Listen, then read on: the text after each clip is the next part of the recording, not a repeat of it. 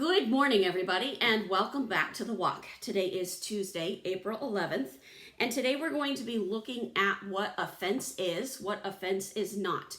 There's a wonderful example of a description of offense. Now, some of it is not offense, some of it is. So we're going to be looking very closely at Proverbs 18. Now, as we get to the end of Proverbs 18, we start to see how God's grace can help us to deal with that offense. So we're going to read about half of it today. We'll read the other half tomorrow. And then we're going to move to looking at what conviction is and why conviction has such a benefit.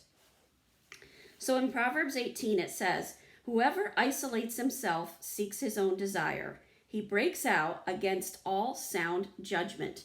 So when you think about it, when you're offended, what's the thing that we're most likely to do? Well, it's one of two things. Either we're going to lash out and go back at that person that we think offended us, or we're going to kind of take it in and go and lick our wounds and be off by ourselves. Verse 2, "A fool takes no pleasure in understanding, but only in expressing his opinion." Stop and think about that. When you're offended, aren't you much more likely to express your opinion because you're trying to cover that offense, you're trying to heal that offense on your own. When wickedness comes, contempt comes also, and with dishonor comes disgrace. So when we are doing that, we're not showing grace, we're being very disgraceful, and we're getting angry. We're starting to not like the person that we think offended us. "The words of a man's mouth are deep waters. The fountains of wisdom is a bubbling brook." So those words that come out of your mouth, there's plenty of it. But wisdom is more sparse. Wisdom, there isn't as much of it. "It is not good to be partial to the wicked or to deprive the righteous of justice." So we have to make sure that we're not being partial to that offense. "A fool's lips walk into a fight, and his mouth invites a beating." We can get pretty mouthy when we're offended. We've got to be mindful of that. "A fool's mouth is his ruin, and his lips are a snare to his soul." "The words of a whisperer are like delicious morsels. They go down into the inner parts of the body." So when you're listening to somebody that's offended, that can get down into your heart. You got to be very mindful of that because that can affect your relationship with Christ. "Whoever is slack in his work is a brother to him who destroys." Then we get to where it starts to talk about the Lord and how the Lord can help us through this. And I'm looking at our timing. Who knows, maybe we'll make it through this today and then we'll be able to look at something else tomorrow.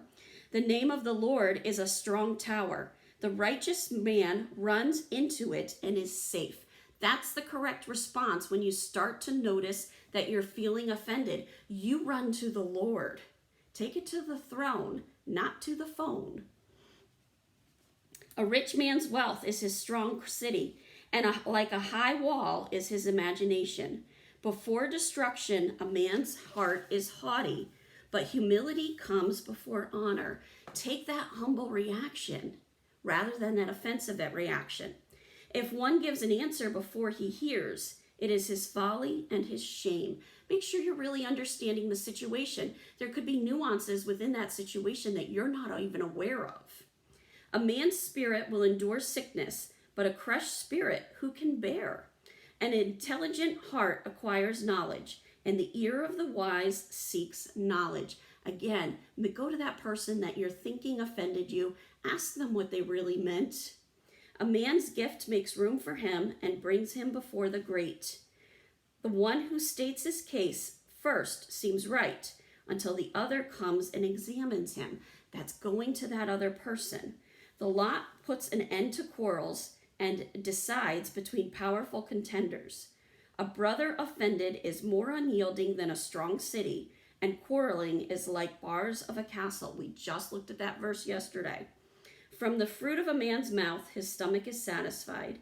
He is satisfied by the yield of his lips." Make sure your lips are building people up rather than tearing them down.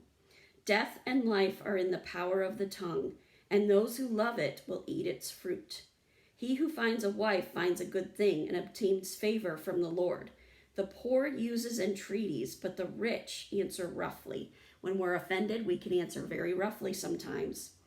A man of many companions may come to ruin, but there is a friend who sticks closer than a brother. So you want to be very mindful of that offense, very mindful that you're looking at the entire situation and mindful of the fact that you are taking it to the Lord rather than taking it to everyone else around you. You can stir up a hornet's nest with that spirit of offense, and the spirit of religion would want nothing more than you to do that. Have a wonderful day. God bless, and keep walking the walk.